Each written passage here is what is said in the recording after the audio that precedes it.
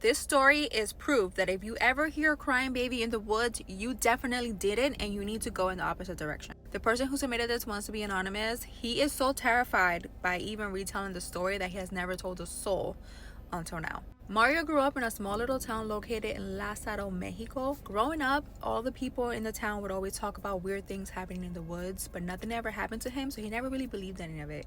Until one night, him and his friend Eli are riding bikes. They're about 14 years old at the time. They're riding their bikes through the woods just like they typically do. They take a shortcut that cuts through the woods into their neighborhood.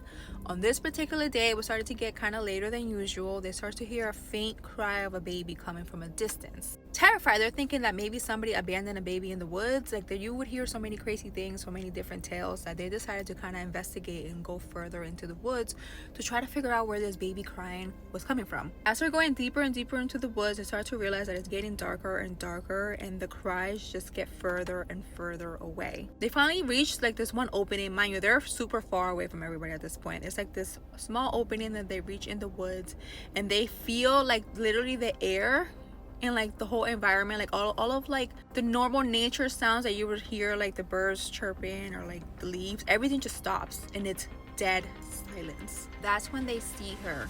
Looking over one of the bushes, they see a woman crouched down. Her hair is all tangled, her face looks all dirty, and she has this very menacing smile, almost as if like she shouldn't even be smiling, but she's forcing herself to smile. Too terrified to really do anything, both boys just kind of stand there staring at her, and then they see when she slowly kind of sits up, and they see that she's wearing like this long dress that's all raggedy and dirty and full of like stains. And just as if she's getting up, they hear or they see when she opens her mouth and she makes that crying baby sound. The crying baby was coming from her mouth. She was making the sound. Mario grabbed Eli's arm and they took off as fast as possible. As they're riding their bikes, mind you, they're racing through the woods. They can hear right behind their heads like tree branch like cracking, and they can hear laughing. It's like this thing is literally following them on all fours. Like she's going at the same speed that they're going. After what felt like forever, the boys finally made it out into the parking lot. As they're making their way into the parking lot, they're completely terrified. They look over, they see a man sitting in his truck. The man looks over and sees that both boys are completely out of breath and they are terrified. So he jumps out of his truck and he goes up to them and asks, like, are you okay? Like, what happened? Like, did something happen to you?